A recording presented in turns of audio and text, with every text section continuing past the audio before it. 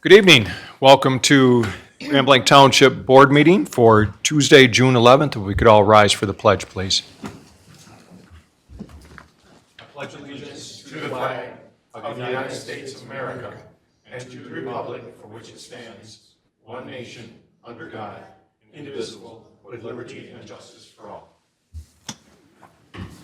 Thank you. Clerk Robertson, would you call the roll? I would be happy to, Mr. Supervisor. Let's see, Trustee Hugo? Here.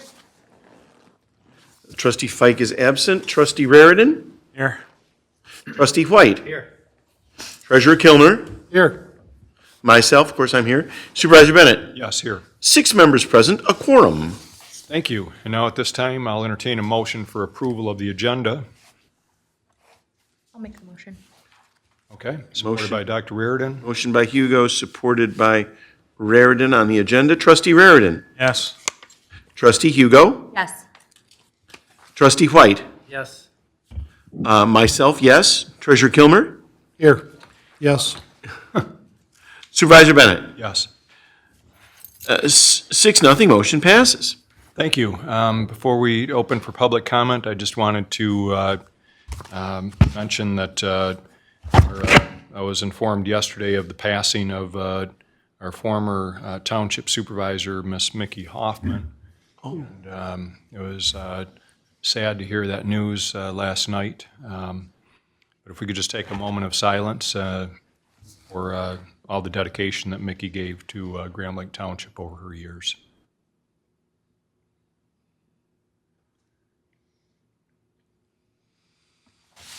Thank you. And now we will entertain public comment, and we have Ms. Nancy Shinonis here to speak with us this evening. Good evening. Good evening. Thank you, Mr. Supervisor and members of the Board of Trustees. My name is Nancy Shinonis. I'm here today to announce my candidacy for Genesee County Circuit Court Judge. Judge Bell, who's currently sitting on the bench, is retiring, leaving a vacancy, and my name will be on the ballot this November. The election's November 5th. I'd like to give you just a little bit about my background. I was raised here in Grand Blanc Township. I'm a graduate of Grand Blanc High School. In 2000, I was a member of the state championship golf team as a senior at Grand Blanc High. I am currently a managing partner at Klein, Klein & Griffin, a law firm in Flint. Before joining Klein, Klein & Griffin, I worked for the law offices of Dean Yotis for 7 years, practicing employment, labor law, and civil rights law. And now at Klein, Klein & Griffin, I practice employment law and general defense and medical defense. Community involvement is important to me. It's something that's important to my family, who many of them still live in Grand Blanc Township. I am the past president of the Genesee County Bar Association, a past president of the Flint Trial Lawyers Association. I am currently the state bar character and fitness chairperson for District B, which encompasses Genesee County. So on November 5th, when you're voting for the president, turn your ballot over and remember Nancy Shinonis in the nonpartisan section. I have devoted the last 17 years to serving the community of Genesee County. I've represented both plaintiffs and defendants, and I think that gives me a unique perspective to sit on the bench and to understand where litigants and attorneys are coming from both sides of the litigation. And I'm also a certified mediator. I think I'm the most qualified candidate for the position, and I thank you for your time today. Thank you. Thank you very much, Mrs. Shinonis. Anyone else care to make public comment? Okay, seeing no further public comment, we will bring it back to the board, and I'll entertain a motion for approval of the consent agenda at this time. Dr. Reardon makes that motion, supported by Mr. White. That motion by Raritan, supported by White. Let's see, Trustee White. Yes. Trustee Hugo. Yes.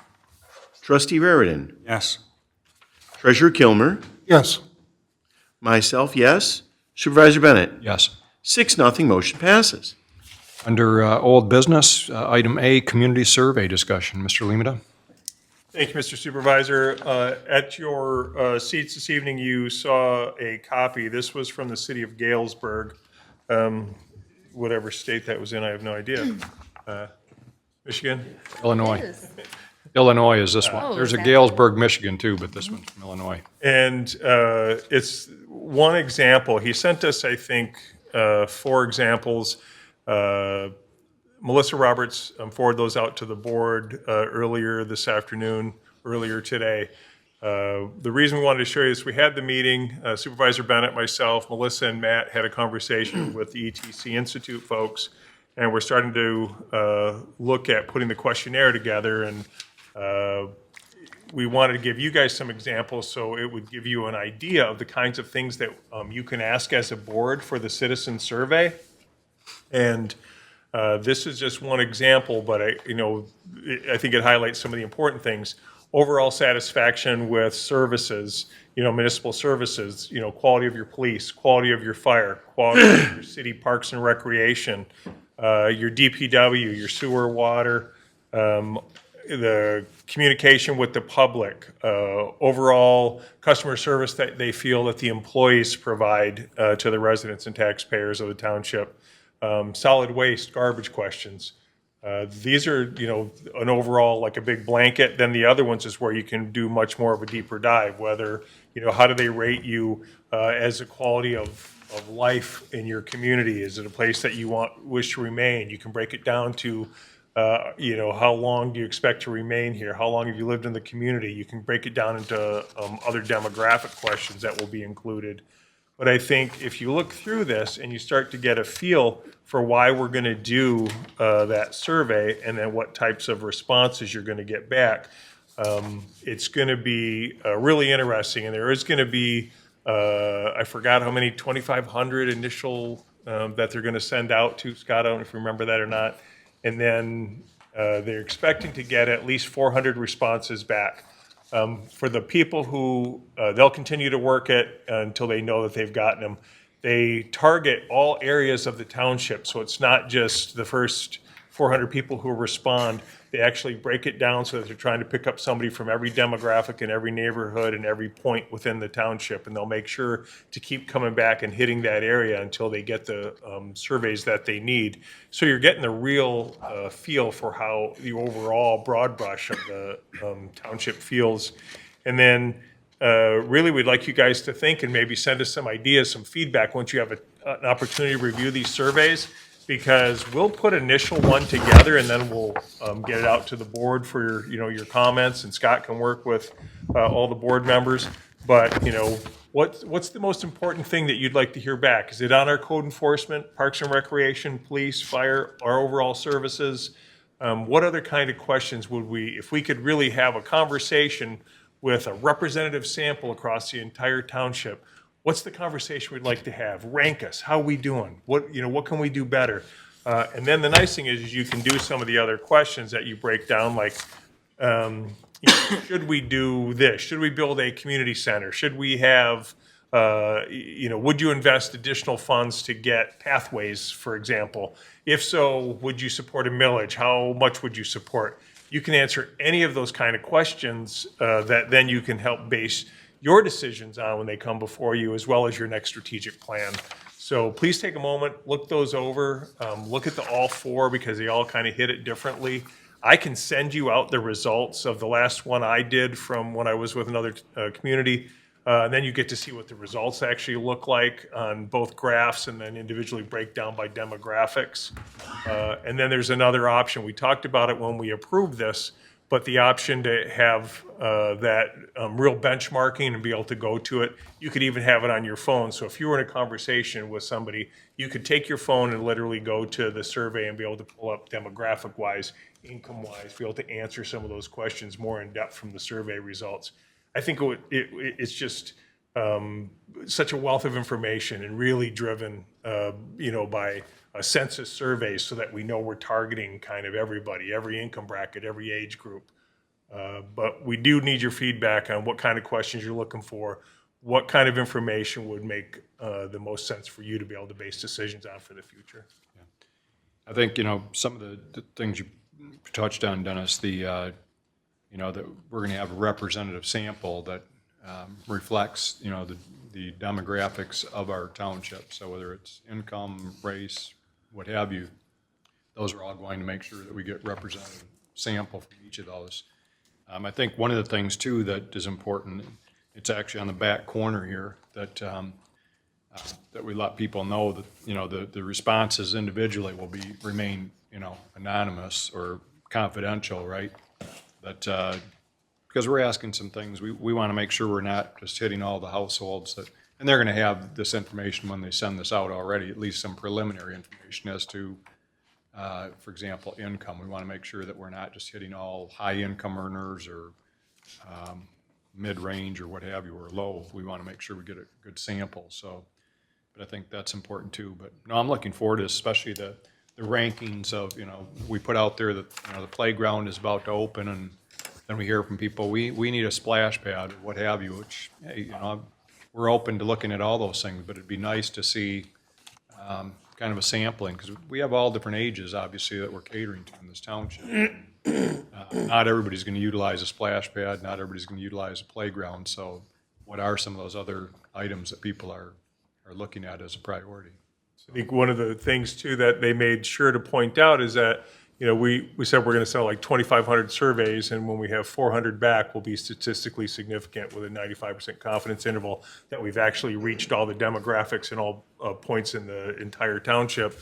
But one of the things too that's really important is that some people will be like, well, why only 2,500? There's 40,000 people. Man, I wish I could have weighed in. We will have a separate survey, and the results will be kept separate from these as far as our benchmarking, because these are very targeted. We want to hit all the demographics. But we will have that information available to you, and there'll be a QR code. People can go to it. They can still answer the same questions. It just isn't going to be included in the results that we get from ETC, but then there will be a separate section that shows you, and we'll see if it's any different. One of the reasons they said they do that is because that prevents a group that says, hey, everybody get on this survey and say we need a community center with a swimming pool, and the next thing you know, we get these skewed results because we had 300 people in this group say, this is the most important thing is that you guys build this, when it's really just one small group who's just hammering the survey. So that's why they do the scientific survey. They use a scientific method to spread it out across, you know, like I said, census demographics. And then, but we still want the information from anybody so everybody feels like they can take part in it. Okay, any questions or concerns?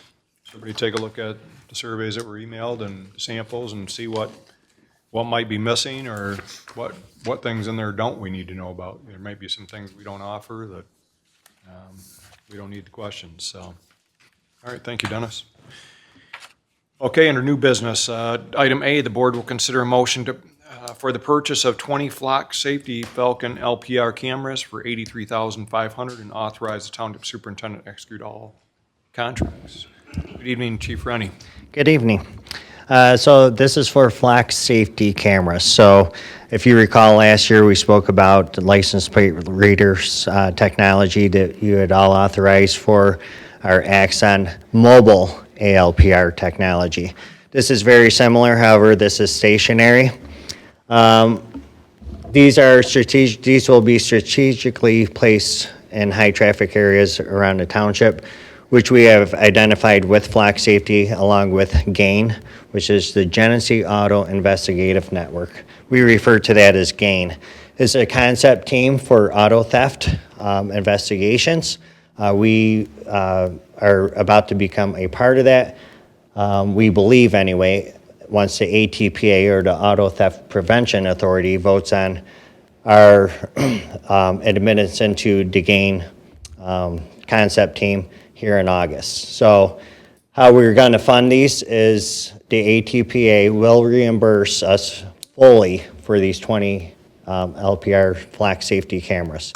So we just have to get the ball rolling, and this is what this meeting here is for, or this motion will be, to get the ball rolling, put it in motion, so then flock safety could pull the appropriate permits through Genesee County Road Commission, since these will be near county roadways.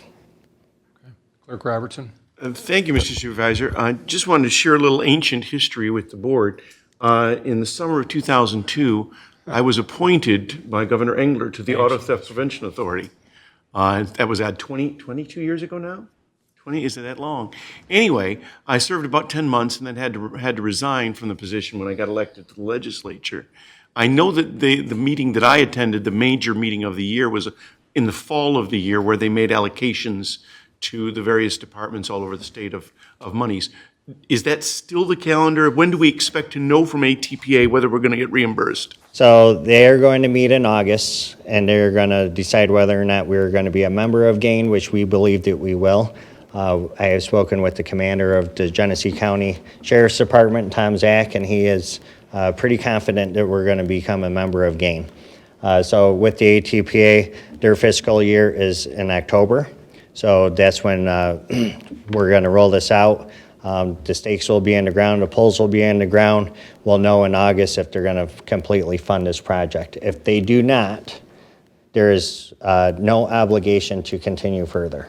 So, but this motion will be, if we do become a member of GAIN, the ATPA approves these 20 cameras, then we have full intentions on moving forward with this project. And the ATPA would make that decision in the fall after October 1st, or? Yes, so we would go ahead and pay for that, and then we would be reimbursed for the complete amount of these cameras. You feel confident about reimbursement? Yes, I do. Very good. Thank you, Mr. Supervisor. Yeah, no problem.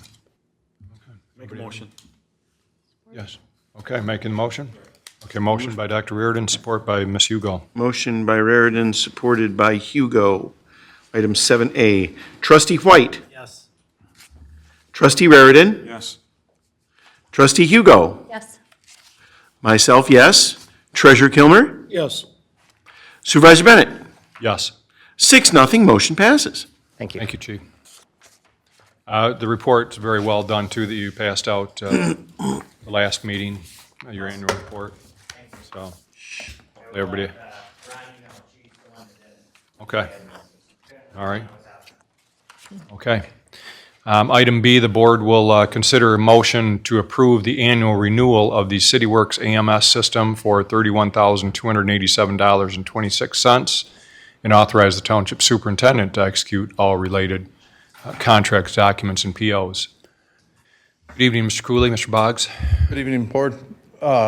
This is our annual contract with CityWorks.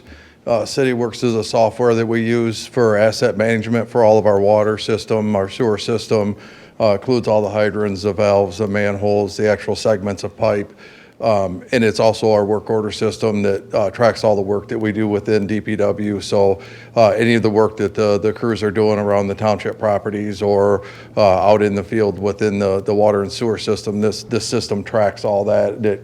It gives us the data so that we can search and find out work that we've done and what needs to be done. And there's reoccurring work orders that are built within there so that they can repopulate themselves, and it gives us an ongoing work system. Very good. Anybody have any questions or concerns on this annual renewal? Okay. Anybody care to make the motion? Mr. White makes the motion, supported by Ms. Hugo. Motion by White, supported by Hugo. Item 7B. Trustee Hugo. Yes. Trustee Raridan. Yes. Trustee White. Yes. Treasurer Kilmer. Yes. Myself, yes. Supervisor Bennett. Yes. 6-0, motion passes. Okay, thank you. Item C, the board will consider a motion to approve the design engineering service proposal for the McCandless Road water main replacement and the Wakefield Road water meter pit replacement for $72,000 and authorize the superintendent to execute all related contracts and documents. Yes. Good evening again. This is within our capital improvement plan when we brought the budget at the end of the year. And I'm going to go ahead and let Assistant Director Boggs and Scott Haymar from Row Engineering speak on this. Okay, thank you. Good evening, Mr. Haymeyer. Mr. Boggs. Evening. So back in 2022, we had a major incident. I don't like to speak those WMB words out loud, you know. Right. On McCandless Road in a swamp area. The ground it was a tough repair. We had to call on the contractor. It took them twice to repair it. It's a vital transmission line. So we identified that and added that into our capital improvement plan to move this section of water main out into obtaining an easement and moving it out of the wetland, and so that we won't have a failure again. The second portion of it is our Wakefield master meter pit off of Wakefield Road. It's an interesting one that the township actually put in back in the late 90s for expansion to the south end.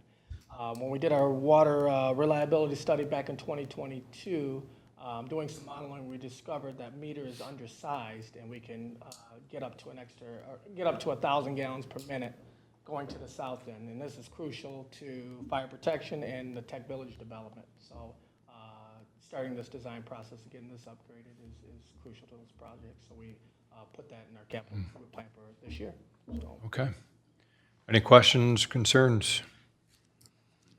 Okay, somebody care to make that motion? I'll make the motion, Mr. Supervisor. Supported by Ms. Hugo. Supported by Hugo. Trustee Raridan. Yes. Trustee Hugo. Yes. Trustee White. Yes. Myself, yes. Treasurer Kilmer. Yes. Supervisor Bennett. Yes. 6-0, motion passes. Thank you, gentlemen.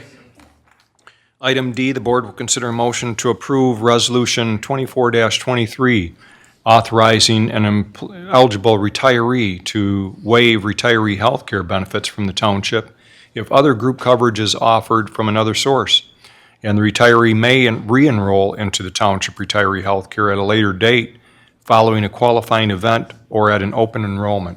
Mr. Lemata? Oh, I'm sorry. Ms. Niedzwicki, how are you this evening? Good. So this came about because we have retirees who are, when they retire, they stay with our insurance, they transfer through. However, some of them have dependents, and their dependents don't qualify for our retiree health care any longer.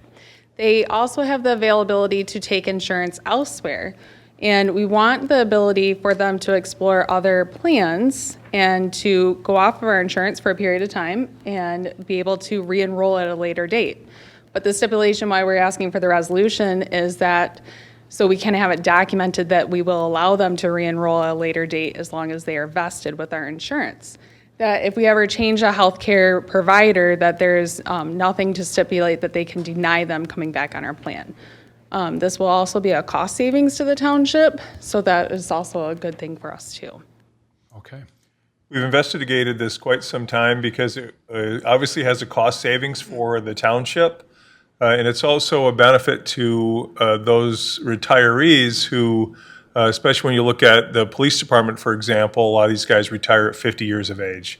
So a lot of them go back and get other positions, but they stay on our insurance because if they went off it, they could never come back on. They would be ineligible for the retiree health care. This gives us the opportunity that they drop off for 2 years, 5 years, 10 years. It's guaranteed that they get to come back on. One of the points that we had that took a while for us to investigate this was I had to have it in writing from Blue Cross Blue Shield in order for me to believe it. Like I wanted it in writing that they would acknowledge that this was now eligible for them, because my biggest fear was we do a resolution and we say, you know, we're good with it, make it part of our plan, but yet the first person who tries to come back 5 years from now and say, okay, now I'd like to just get back on the insurance for my retiree benefits, and we're like, oh, we're sorry, Blue Cross doesn't allow you to come back on our plan. Right. Once we got it in writing from Blue Cross, approximately 2 weeks ago, or just under 2 weeks ago, I feel fairly confident that we can move this forward. Great cost savings for us, and still provides a benefit to our retirees that allows them to come back when they have a qualifying event. Yeah. Any questions or concerns? Sounds like a great move. Mr. White? We have a projection of how much this might actually save us on a yearly basis. Yeah. I don't have a complete projection, but we do budget on a year is about $26,000 for a double plan. So that would be the cost savings per person. Okay, I like thinking here. So, anybody care to making the motion, Ms. Hugo? Supported by I'll support it. White, supports it. Right, okay. Trustee White. Yes. Trustee Hugo. Yes. Trustee Raridan. Yes. Treasurer Kilmer. Yes. Myself, yes. Supervisor Bennett. Yes. 6-0, motion passes. All right, thank you. Future agenda items, anything to mention, Mr. Lemata? I think it's just about time for us to have an update on our code enforcement efforts. As you are well aware, we have hit that type of season where code enforcement is a hot button issue. And right now, there's a lot. I mean, obviously, the no mow May, which some people practice because it helps pollinators. Other people practice it because it means they don't have to mow their lawn for a month. Either way, we don't really make an exclusion for our code enforcement people for no mow May. And we think there's other ways to help those pollinators out with some flowers. But I think it's a good time to have an update from our code enforcement just so that we can kind of touch base on that. It also helps us to get it out in public. So 2 weeks from now, I think we will have our code enforcement update. And it'd be a good time to talk about the progress we've made and then any hot spots in the community that we should be concerned about. Okay. Let's move on to board reports. Dr. Reardon, anything? Ms. Hugo? Mr. Kilmer? No. Mr. Robertson? No, sir. Nothing to report. White? No. Okay. Just a couple of quick things. It was an exciting day today. If you haven't heard the news, actually, the state lottery announced that the winner has come forward for the $820 million lottery ticket that was sold here in Grand Blanc Township and drawn on January 1st, but the winners hadn't revealed themselves until the last couple of days. They turned in the ticket this morning. They are local, a couple of local people that are part of this Breakfast Club lottery, but the retailer, Food Castle, received a check for about $30,000, and they were generous to donate $5,000 to our fire department, $5,000 to our police department, $5,000 to our Parks and Rec, and $5,000 to Fish, which is the local food pantry here in Grand Blanc Township. And the rest he gave to a couple other charities and to his employees. So he gave away the entire $30,000, and we're very thankful for the contributions to our township as well as to the local charities. So it was quite the event. I think we had the media from everywhere in the state there. I saw several of the Detroit area stations, people from Grand Rapids, what have you. So it definitely put Grand Blanc on the map again in terms of news media, in terms of something positive, which we're always glad. So that was a nice little thing. I posted a few pictures of the playground over the weekend, and we got quite a few people talking about it. That playground, it's amazing how many people were looking forward to that opening. It was kind of funny in that we had people hopping over the fence. We were keeping it closed, trying to get some grass to grow around it, and we had people climbing over the fence to play on it. So I think today we finally took down the fence, right, Matt, and open the playground. Yeah, so we're going to keep the grassy area fenced off in hopes that grows soon, but we will have a ribbon cutting for that probably in the next couple of weeks. Yeah.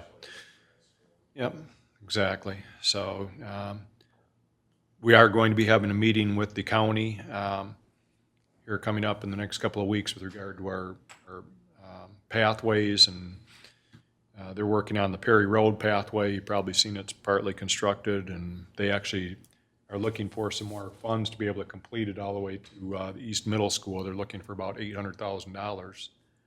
We've committed our funds for next year to the Embury Cook Road pathway, and we don't dare let that slip because we have about close to $1.5 million in grants that if we don't put the matching funds up, we're going to lose the grant. So we have to move forward with that. With that, Mr. Limita, or I guess Mr. Laddie first. Nothing to add. Okay. Mr. Limita, I know you have some very good news. Hot off the press, literally 15, 20 minutes before the meeting, our MERS annual actuarial valuation report as of December 31st, 2023 I was able to print off a copy and scan it quick. I'm going to email it out to all of you at the conclusion of this meeting. But just a couple of highlights, and again, didn't really have time to get through the whole thing, but I think the biggest thing is that the funded ratio is 73% as of December 31st of 2023. Obviously, that's important because if you just look at our history, you go back to when I got here in 2015, it was 58% funded, is now 73% funded. We've continued to put additional funds towards there. And in fact, with the $1 million extra that the board allocated to put on the MERS last December, that put $3 million that we've paid above and beyond the annual required contribution. We talked a little bit about our OPEB valuation the other week, in that there's really no requirement. You can do pay-go, but there's no annual required contribution that you have to make, and that's why people get into trouble. With pensions, you have to make it. You don't have a choice. You have an annual required contribution. You have to pay that, but then it's always encouraged to pay above and beyond. Well, since 2017, we've put an additional $3 million on that debt, and that's why we're 73% funded. 2022, we didn't have great returns, but 2023, more of a return to normalcy where we saw some pretty decent funding returns. You know, this is important too to remember, because when you look at us closing the plan like we did with the last police negotiations, agreed to close this plan and move forward, we still have 92 total participants in the plan, and those 92 participants will remain in this plan until the last one expires, I guess. So it's going to be quite a few years that we're going to continue to pay down. But I think another thing is when you look at the assets that have been in this plan, we now have currently, as of December 31st, $29,217,172 worth of assets in the plan on a $39.7 million accrued liability. Again, that accrued liability, it never stays stagnant. It's going to go up every year. You know, you start looking at how long people are going to live, the 2.5% COLA that goes on. Our liability continues to grow, so our assets and our contributions need to continue to grow to keep up. As you know, closing the plan, we did that by having a fixed percentage, 14% initially, 13% for 2024, I think 11% in 2025 for employees. That means we pick up that slack, so it's important for us to continue to do what we did and put that money on the surplus to pay it down so that we can manage the amount that we're going to be required to pay. While this is all great news, I always still like to rain on the parade a little bit by just saying 6.93% was the investment return assumption rate, 6.93%. So if we're making 6.93%, that's what these numbers are based on. But in the event of something in the market, we fall down, you start to look at it, go down 1 percentage point, we're 64% funded. Go down 2 percentage points, we're 55% funded. It's still very volatile and dependent upon the return on the investments that we have in the market. Why that is important to us is for this year, we're paying $123,454 each and every month for the employer's portion of that pension plan, but lose a couple percentage points and ours goes up to $237,000. So it can have a real impact on us in the event of a bad economy where interest return on investments fall. The bad part is return on investments fall. We're in a bad economy. Taxable values fall. Our revenue falls, but our costs actually go up in order to keep paying off the plan. That's why I say it's very important for us to continue to put those extra funds on there, to continue to allocate it. When we looked at our recent preliminary review of our audit that'll be here in the next, on the 25th, our audit team will be here to walk us through our audit. We're going to have an additional $1.1 million to continue to put on post-employment benefits. So I would still encourage, we don't want to take our foot on the gas either on OPEB or on pension funding. Let's continue to put those funds that we have above and beyond the called for reserve for our general fund revenues on these unfunded liabilities, these legacy costs, because that's what's making us so financially strong and stable and is going to pay dividends in the future. No, that is very good news, Mr. Lehman. I know that when I'm talking to people, it'd be real easy for a board to spend our money on some shiny new stuff that, everybody says, wow, they're really building out some great things there. We're, doing all these projects that, look great and sound great. But, it's kind of like doing that while your credit card's out of control. And I'm glad we're getting our credit card under control before we are building some nice shiny new stuff. We're spending about $1 million a year on trails on average. We just built a $500,000 playground. We're building the new fire department building. So we are doing lots of great public facilities, what have you. But at the same time, we're getting rid of the credit card debt, basically, as if you want to think of it in household terms. But I'm glad that, we see so many municipalities that are battling just to pay, these unfunded liabilities. And it's a shame when people's tax dollars are going just to basically pay for unfunded liabilities instead of for actual services. And I think this board's done a fabulous job along with yourself and your department heads and figuring out ways to rein this in so that our employees also have a future with their promises that we've given them. So thanks for your work on this too, and thanks to all our board members for keeping our foot on the pedal over the past 3 years and being diligent about paying these down. Very good. Anything good. else, Mr. Lehman? Okay. Is the motion to adjourn in order, Mr. Supervisor? Anybody want to add? I'm just kidding.